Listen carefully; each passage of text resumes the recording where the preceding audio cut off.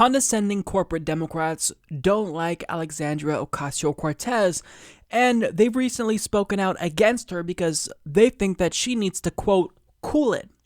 And what do they want her to cool it on? Well, they think that she's doing too much to put down other members of the Democratic Party. It's laughable, right? But nonetheless, they're not happy with her. And as Mike Lillis of The Hill explains, frustrated Democratic lawmakers are offering Alexandria Ocasio-Cortez some advice. Cool it. Some legislators are voicing concerns that Ocasio-Cortez appears set on using her newfound star power to attack Democrats from the left flank, threatening to divide the party and undermine its chances at retaking the House in a midterm election year when leaders are scrambling to form a united front against President Trump and Republicans. She's carrying on, and she ain't gonna make friends that way, said Representative Bill Pascrell. Joe conceded, wished her well, said he would support her so she doesn't know what the hell she's talking about. She's not asking my advice, he added, but I would do it differently rather than make enemies of people. Asked if Alexandria Ocasio-Cortez is indeed making enemies of fellow Democrats, Pascrell didn't hesitate. Yes, he said, no doubt about it. Representative Alcee Hastings offered a similar message, saying success in the 435-member House comes slowly and hinges largely on the ability of lawmakers to forge constructive relationships with other members.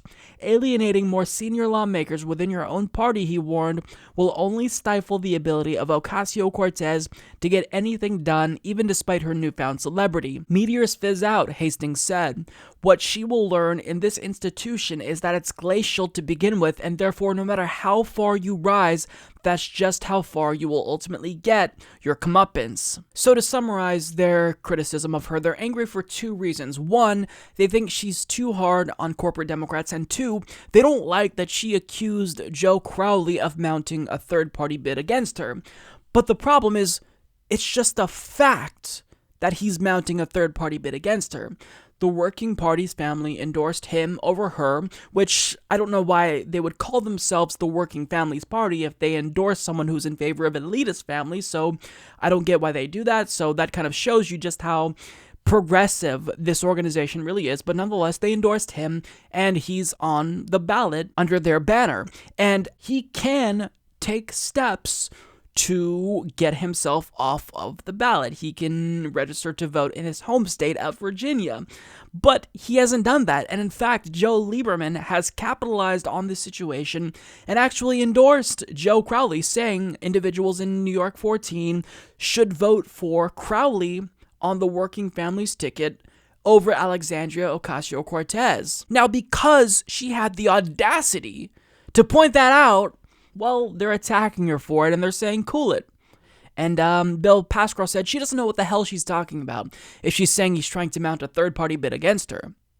He's on the fucking ballot, Bill. He's not doing anything to take his name off of said ballot, therefore, he's being a sore loser, and he's mounting a third-party bid against her. See, they're allowed to do whatever they want to progressives, treat us as poorly as they want to, but the minute we speak out, all of a sudden, they claim to be the victims. Oh, you called out me doing something dirty? Well, why are you attacking me? Now I'm the victim. I mean, this is what Democrats have been doing, and they're not going to stop anytime soon.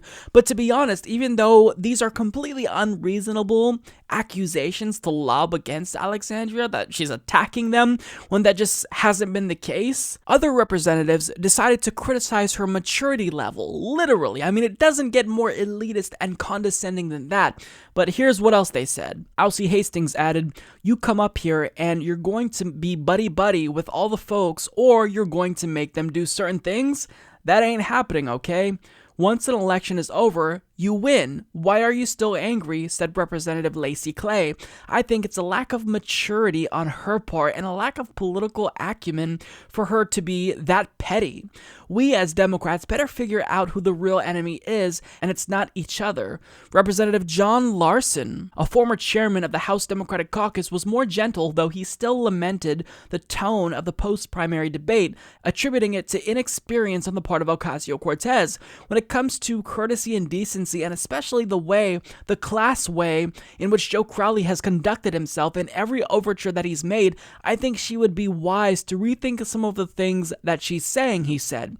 Separately, a number of Democrats are also going after Ocasio-Cortez for her decision to endorse a handful of progressive candidates challenging sitting Democratic lawmakers, a list that includes Clay and Representatives Michael Capuano, Stephanie Murphy, Adam Smith, as well as Senator Tom Carper. So the reason why individuals like Lacey Clay don't like Alexandria Ocasio-Cortez is because after she won, what did she do? She gave a national platform to Lacey Clay's progressive opponent, Cori Bush, who is immeasurably more progressive on every single issue than Lacey Clay. So because she dared to endorse his opponent, he's criticizing her maturity level. Go fuck yourself, Lacey Clay. You don't get to condescendingly criticize her maturity level because you don't like that she endorsed your opponent. Understand that this is a double standard. They can endorse corporate Democrats all day long, but the minute someone dares to endorse a progressive, they become unraveled. They play the victim. And it's the most absurd thing ever. Corporate Democrats, they're held to one standard, and progressives are held to a completely higher standard. They're allowed to endorse their own corporate colleagues, but we're not allowed to endorse our own progressive colleagues. Go fuck yourself. We're gonna do it whether you like it or not. And really, there should be more endorsements. Ro Khanna, Pramila Jayapal, Raul Grijalva, they should all be coming out in droves to endorse progressive Democrats, Justice Democrats, members running in brand new Congress, but they're not. They're being silent. And that's something that progressives tolerate, when really we should expect better from our elected progressive leaders. But the fact that they have the nerve to criticize someone like Alexandria Ocasio-Cortez for endorsing other progressives is absolutely nauseating to me. And another point that they make is that, look, we're not the real enemy, Alexandria. The real enemy, it's the Republicans.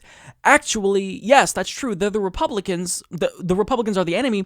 But you see, you enable Republicans. You make Republican electoral victories possible. We have this rogue party who isn't championing any idea that's popular at all. In fact, what they're doing is overwhelmingly unpopular. The tax bill that they just passed, it has an approval rating of 36%?